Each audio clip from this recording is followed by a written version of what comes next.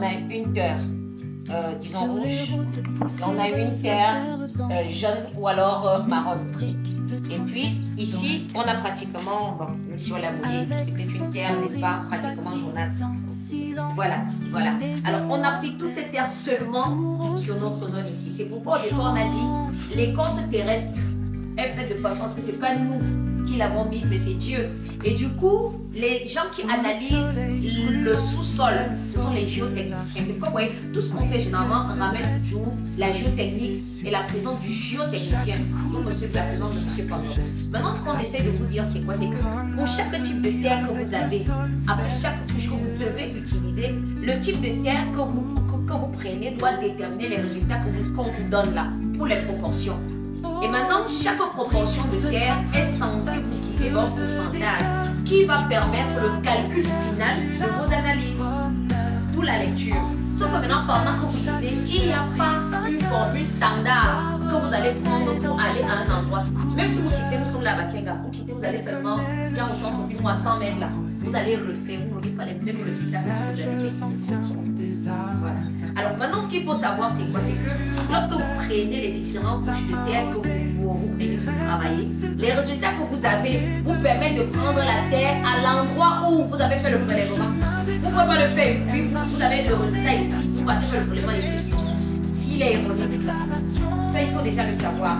Et maintenant, on a dit, comme M. Pandore insistait là-dessus pour vous dire que les terres sont d'abord de nature argileuse. Maintenant, c'est le pourcentage de terre que vous avez à l'intérieur et également d'argile, du moins argile, limon, sable et tout, qui détermine la façon dont vous allez mouler votre bloc. Vous voyez un peu. Et maintenant, l'augmentation de ces éléments-là, c'est ce que nous on appelle dans le jargon. Donc, la lithostabilisation, c'est pratiquement le procédé utilisé pour améliorer la grue et avoir quelque chose de juste, professionnel et bon pour la réalisation. Mais maintenant, il faut savoir qu'ici, vous avez parlé de briques de terre stabilisées. Mais avant de stabiliser, je vous ai dit qu'il y avait la crue et il y avait la crue. Voilà. Pour avoir pratiquement la crue, on cherche un endroit quelconque, on commence à déblayer la terre végétale et la terre qui chie, on la prend. On met un peu plus d'eau, on n'a pas besoin de filtrage, rien, aucune analyse, même pas un test de bocal. On vient, on cherche pratiquement un moule taillé à notre dimension. Ça peut être celle des parfums, 20, 40 et tout ça là. Pardon. Voilà. Alors maintenant, ce qu'on fait, chez moi par exemple, à l'ouest, on utilise ce qu'on appelle le moule. Vous mettez le moule dedans, quand vous mettez la terre, il sort seulement, il glisse. Il glisse, comme ça vous séchez plus facilement. Pourtant, si nous utilisons notre matériau, peut-être l'eau vient, je ne sais pas, autre chose. Et maintenant, voilà, merci. Et lorsque maintenant vous avez fait tout ça, vous déposez, vous allez maintenant venir vous monter. D'autres vont monter avec le mortier ciment. On va parler, n'est-ce pas, de construction séniture. L'autre va pouvoir monter avec pratiquement la terre elle-même. On va dire maintenant mortier terre pour la construction. Et lorsque vous venez maintenant pour finir pratiquement toute cette concession-là, vous voulez la rendre belle, vous allez pratiquement utiliser maintenant de ce que vous allez chercher. Les résultats que vous faites là vont vous servi pour le crépissage, vont vous servir pour ceux qui vont faire le tirage des joints et même ceux qui viendront dans la fabrication du vernis. Parce que le vernis que vous utilisez là, maintenant, vous pouvez faire vous voyez. Et ça maintenant là, c'est plutôt pour la section briques de terre. Mais si on est dans la crue. Et maintenant, si vous occupez la crue pour la cuite, elle est prise aussi, mais sauf que elle maintenant va vous faire passer des tests de bocal parce que vous voulez le pourcentage d'argile que vous avez. Et derrière le pourcentage d'argile, maintenant, il faut une cuisson à plus de 120 degrés Celsius. Vous voyez. Maintenant, pour beaucoup, on parle de tâtonnage de cuisson parce que dans la cuisson que vous faites, vous n'avez pas une cuve déjà prescrite et des appareils pour vous dire que c'est vraiment 120 degrés Celsius pour tous les blancs. Les blancs qui sont à côté du feu vont être plus que ceux qui sont derrière. Certains seront noirs et d'autres pas et tout ça. Mais tout ce qu'on se dit, tout à fait. C'est pourquoi on dit, on parle de tâtonnage de cuisson. Et certaines structures qui, eux, ont déjà même ces appareils, sont parfois obsolètes, ne fonctionnent plus. Vous suivez un peu. Donc voilà un peu pratiquement ce qu'il faut faire comme distinguo. Cependant, lorsque vous avez cuit le blanc et vous le ramenez maintenant là, il n'a plus forcément la capacité de réguler la température. Non.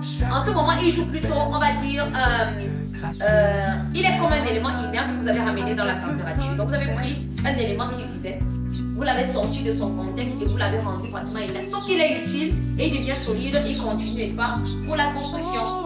et beaucoup l'utilisent pour les murs et aussi dans des zones où ils ont pratiquement l'hiver et tout ça là. C'est vrai, je dis chaque terre, chaque type de construction est fonction de la zone dans laquelle vous vous situez. Donc c'est un peu ça. Maintenant, la stabilité est venue pour répondre au manquement qu'avaient les autres éléments.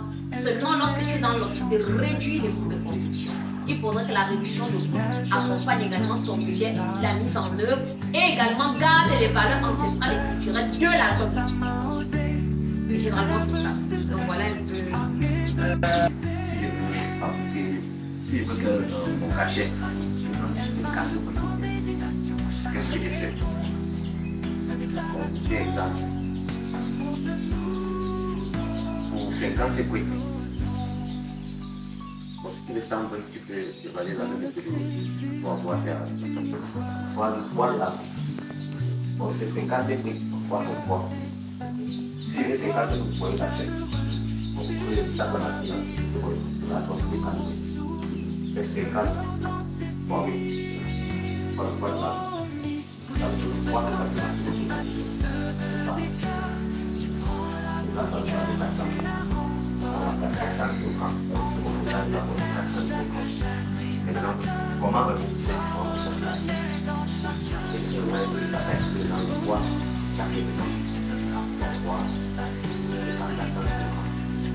qu'est-ce que tu fais? Tu es là-bas,